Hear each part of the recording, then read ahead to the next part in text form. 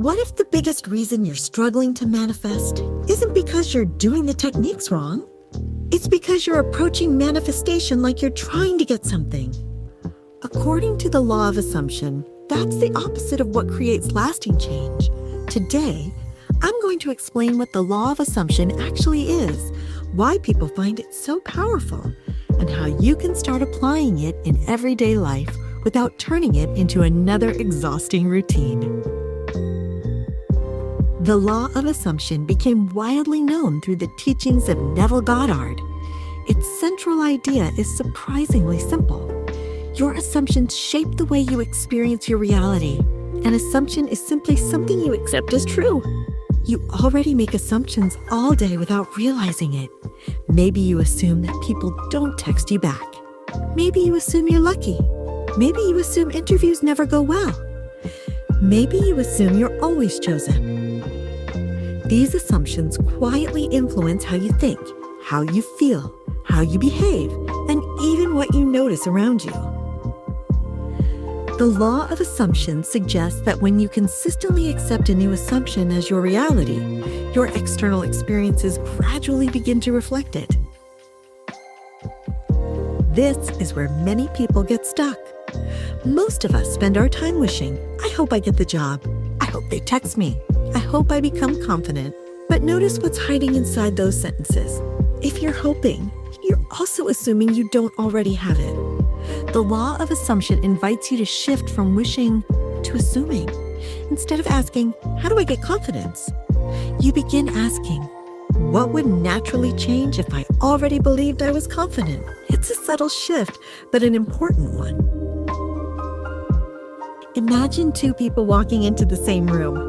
The first assumes, people usually like me. The second assumes, I'm awkward. Neither assumption is something they can prove in that moment. But those assumptions influence everything that follows. The first person smiles more easily. They start conversations. They make eye contact. The second person hesitates. They overthink every interaction. They may even interpret neutral reactions as rejection.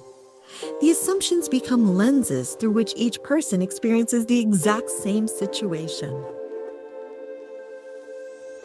Practicing the law of assumption doesn't mean pretending your current reality doesn't exist. It means choosing which identity you repeatedly return to. You ask yourself, if the version of me who already has this desire were sitting in my chair right now, how would they think? What would they expect? How would they speak to themselves?